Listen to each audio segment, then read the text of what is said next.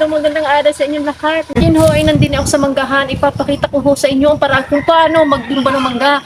Hindi ho biro ang pagbumba ng mangga dahil sa nakakasulasok na amoy ng chemical na ini-spray doon sa mga puno, sa mga dahon. Ayan, once ho ang puno ay nagkaroon ng bungang dahon, ito ho ay hindi namumunga. Ito po ay hindi nagkakaroon ng magandang bulaklak dahil ito ho ay mag-uulit sa simula. Ayan, kung saan ay back to zero ho. Ayan. Tinamaan mo? Patalikod pa without looking pa. Ang galing mo. Tapos shoutout ko nga pala, yan.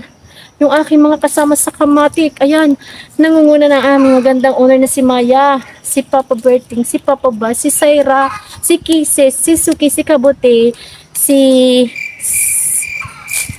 Purple, si Mia, si Ate Jen, yan, si Kitty, yan, lalo na ho kay Drive, lalo na ho kay EJ Drive Pro na lagi nagpapasaya sa amin sa VR, ayan, at saka sa kanyang mama, ayan, shoutout to sa inyo. Si Kabatang Digna, ayan, I love you, Kabatang.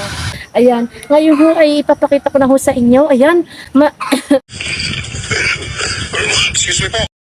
ngayon ho ipapakita ko na ho sa inyo ang pagbubumba ng mangga, ayan, shoutout kay DJ Tropang Layas, Lupin, kay RG, ayan, shoutout kay Frozen Water, ayan, shoutout.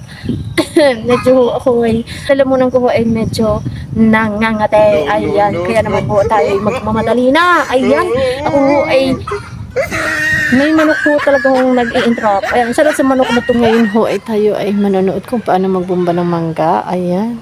Ayan, sarap EJ. Medyo maingay pero talaga hunggar na yan ginagamit sa pagbumba sa manggahan. Kita niyo si Kuya, nag-aayos yung mga gagamitin. At si Kuya na driver ay nakaabang laang. Ayan, pupunta na ho tayo doon sa dulo kung saan meron nag-spray. Ayan, sarap sa inyo. Ayan, kitang-kita niyo naman kung paano mag-spray. Ayan. Ay, medyo pagod ako Lalo nilakad ko ho aray simula doon hanggang day night. At tingnan nyo, yan. Ako, yun ho. Tingnan nyo, yan. Ngayon ho, ang pag-i-spray ng mangga, meron hong ginagamit na tikane. Yan, panungkait. Kita niyo si Kuya. May hose, tapos nilalagay nila sa panungkait para ho may spray lahat. Tapos yan, may gamit silang hagdan. Tingnan nyo si Kuya, Yan. Nag-spray siya dun sa taas. Bababa na siya. Tapos yun namang mga kasama niya ay nandito na Naku, Diyos ko, Ruday. Kakatakot na. Kaya kinabumbahan na rin. Gilasan iyan. Ayan, tingnan nyo. Lilipat to si Kuya para naman magbumba dun sa kabilang side. Dalawang naunang bumbahin yung mga nasa unahan. Ngayon ho naman ay nandito na sila. At ating dadaisan at ating titingnan at ating uusisain si Kuya. Ayan, dikitang-kita ninyo mga nag-spray. Kuya, mga taga saan ho kaya? Ayan, sino Kuya ay taga Agoncillo. Ayan, shoutout sa inyong tatlo. At tingnan nyo naman. Ganyan ho lang ang pag-spray. Ay, natulo. Doon matuluan din Hindi na ako dadaisa ka. Tingnan nyo ang isang hose na ginamit napakahaba ho noon. At yun ay mula pa doon sa malayong iyon. Pwede na. Aray ka ho ay nga ilang binumba? Aray ho ay nga ilang binumba? Pwede ba ilayo mo sa akin to? Ayoko makita ito. Maita ulo ko. Ayan, sino Kuya? Matulo dikitang-kita nyo ngayon ang pagbubumba ng mangga. Ayan, shoutout sa mga kasama diyan. Ayan, panoorin nyo kung paano bumumba si Kuya. Natawa si Kuya Aray, mga taga-Agoncillo pala. Saan ka sa Agoncillo? Coral na Monte. Bakit naman Enriquez? Kilala niya? Mary Jane Enriquez? Teacher. Teacher ko yun nung ako ay high school.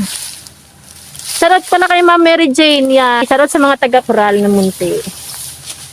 Ating titingnang maigay. Kung gaano kagaling bumamba si Kuya.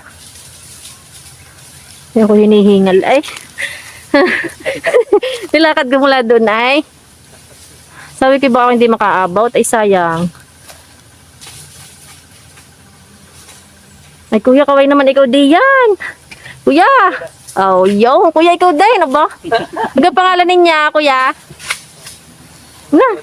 Ano? Roldan po. Ayan, ikaw Kuya? Iyan, sarot kay Kuya Roldan, ano ba yung light green? Ayan, kay Kuya naman nakagoran na red. Si Kuya, Dani, ayan. Kuya Roldan at Kuya Dani. Ay, kay Kuya naman, anong pangalan? God. Edgar. Ayan, shoutout to kay kuya na bumubumba ng bagas, oh. Kuya Edgar, ayan. Ayan, dahil paguran sa pagpunta doon sa pag-spray ay ako man po inuupo. Ayan, natatandaan nyo ka rin manggang aray na inupang ko nung ako'y kinakagat ng guyam. Ayan, din ho ako napahinga lagi. Tapos ngayon ho, ay sila nandoon na sa dulo. Ayan, ako ho'y medyo hingal. Pag hindi hingal ay simula doon ay tinakbo ko. Baka kang tapos na ang pagbubumba, hindi pa naman awa ng kasi nakaabot. Ayan o, arin ho ay una ay binumba na nung Feb 2. Yan. February 2. Ngayon ho, February 24 yata. Ayan. Ngayon ho ay binumba ulit. Dahil ho yung last na ano ay hindi pa pala yun na bomba noong February 2. So, kinuntinyo nila ngayon. Tapos so doon sa, makikita nyo yung kanina, yung sa vlog ko, ay yung makina. Kung gaano kalayo, yung haba ng hose, tapos kung gaano kahaba yung panungkit, ay makikita nyo doon kung paano ho mag-spray. Ayan. Ako ho ay nagpapasalamat sa aking mga kasama dyan, lalo na sa mga taga-Kamatik. Sobrang kong salamat. Ayan. Dahil ho, lagi kayong nakasuporta sa akin. Ayan, lalo na kay EG Drive-Thru, kay Maya, kay Kabatan Dina, kay Papa Bash, Papa Bertin, Saira, Casey, ayan.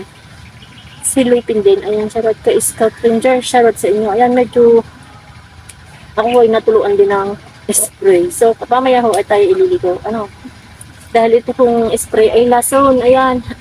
Tapos so, ipapakita ko sa inyo kung gaano karami na ho ang mga bulaklak din sa manggahan. Kung gaano kaganda ho ang pagkakadali ng pagbumba. Ayan. Medyo ho, talagang hinihingal. Ay, hinihingal ho ako. Sobrang pagod. Ayan. Medyo madilim ang padilim sa pwesto kong aray. Ayan. Tayo ho ay mag-iikot ngayon kung gaano makarami ang mga bulaklak ng aray. Ayan. Papansin naman ninyo, tingnan nyo naman kung gaano kaganda ang mga bulaklak. Aray ho ay side sa lupa. Alam niyo yung side sa lupa, ay aabutin na ho ang lupa. Halos lumapat na ho sa lupa. Ayan. Yan ho, ang dami ng mga bulaklak din ay. Kita nyo. Ayan, kaya ho, pagka namumulaklak ang mga mangga pagkatapos na bumbahin. Sadya hong parang Christmas tree. Tingnan nyo kung inyong makikita naman. Ay ka naman, ganda ng bulaklak lalo na ho din sa may pupikaw. Ayan. Pagka ho, nakita nyo ating bulaklak ng pikaw, ay sadya hong kayo ay mapapa-amaze. Sadya hong wala hong paglagyan ang bulaklak ng punong aray. Kung gaano ho karami ang dahon, ay siyang dami rin ho ng bulaklak. Di kay kita ninyo. Pwede na! Ayan. Di kay parang Christmas tree. Ang init. Ayan, di kay kita ninyo. Hanggang dulo ho, ay talaga hong namumukadkad. Ayan. Sobrang init. Tingnan nyo, nanuyo na ho sa sobrang kainitan. Ari ay mga nagmurang dahon. Pag ho ang mangga ay nagmumurang dahon, hindi ho ari namumulaklak. Kaya naman kailangang ulitan natin. Kasi katak may maiiwan ang payong ko. Ayan. Magpapayong tayo sobrang init. Ayan na. Papakita ko po sa inyo. Ay, po.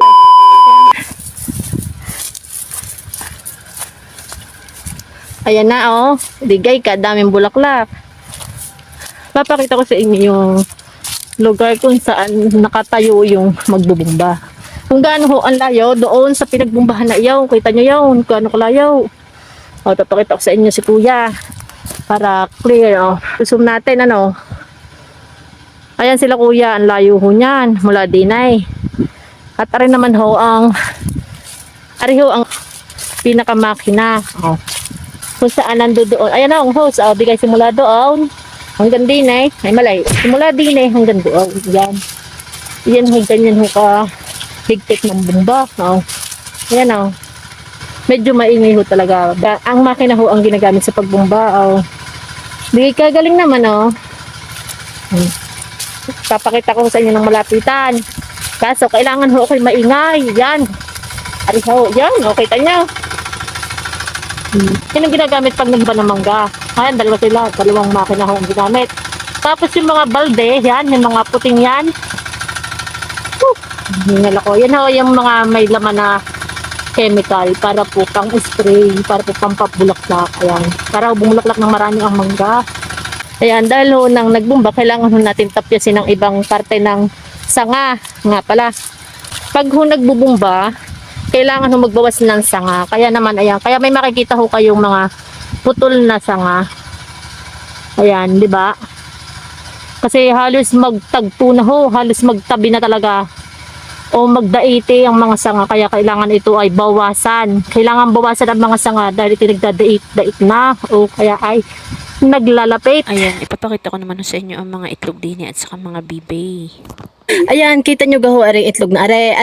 Ari ho, ang itlog hong ari ay itlog ng pre-range ho ay kulay brown talaga. At yan ho ay kulay orange ang nasa loob. Yan ho ang kapag hinanap mo sa mga tindahan ay hindi ho agad kayo makakabili. Kung hindi kayo hahanap sa SM, ayan. Ito ho ay mahal na itlog. Ay nga lang, ang inahin ho ay hindi nalimlim. Kailangan mo ho i-incubate para ho kayo ay makarami ng sisiw. Ayan. Yan ho ang mga bibidine, yan. Yan ho, pag umitlog, sadya naman hong pagkakarami. Samahan pa ng mga inahin ho din ng mga native na manok, ayan. Tingnan nyo ang kain na aray, napakaganda na ray pag nagdaig o kaya naglingas. Ari ho ang tinatawag na puno ng igiw. Ay tingnan nyo kung gaano kaganda. Ari ho ang ginagawang parang papel, ayan. Ari ho yung bumababa doon sa nag-iitlog doon sa pre-range egg. Tingnan nyo kung gaano kalaking manok, aw. Areho ang manok na naitlog doon. Areho, yan, yung manok na yan, pagkakalaki at saka ho yung isang iyaw niyan. Yan, manok na yan ang tinatawag na pre-range chicken. Ayan o, tingnan nyo ng mga mag-asawa ho, yan, pagkalalaking manok. Kaya pag umitlog naman, ay sadya naman kailangan i-incubate. Ito ay napakasosyal na manok, hindi marunong maglimlim. Ayan, naka-ready ho ang video kay para ho bukas. Ayan, dahil ho maglilitsyon ho tayo ng baboy. Ipapakita ko ho sa inyo ang lilitsunain. Yan hong kulay itim na yan ay native na baboy. Yan ho ang ating lilitsunain mamayang gabay. Sadya naman ho, pag iyong kinarnay ay malinamnam. Ang sabi ho nila, ayan. Pero hindi pa ho ako nakatry kumain na ray. Ari ho ay tinatawag na baboy ramo daw. Pero ari ho ay native. Ayan. Kung sa kahoy naman ho ay wala tayong problemahin. Ayan, napakarami hong kahoy din eh. O, ayan. Ayan, di ka tayo ho ay hindi problema sa kahoy din ay kahit ilan ho o gaano karami ating lutuin ay sadya naman ready ang ating panggatong. Tingnan nyo ho rin mga manok na aray, yung bibe at saka yung manok. Ayan ho ay magkakasama sila lagi din eh para hong magkakapatid na ang turingan. Aray naman hong isang aray, tingnan nyo patulog-tulog din eh. Oh. Okay, hindi nagalaw. Aray, buhay pa. Wala kang awa! Meron din nung nakaredy tayo sa pangkisame, ayan. Ngayon ho, ipapakita ko sa inyo ang nilitsyon. Areho yung native na baboy na kung tawagin ay babera mo daw. Ay ngayon, tingnan nyo naman. Areho napakaliit pa. Pero dahil mo kahit na ari maliit, ay sobra pala na hong linamnam ng garning uri ng baboy. At inay, areho yung napagod sa pagpaikot-ikot sa kanya. Kaya naman aray, inaliyaw.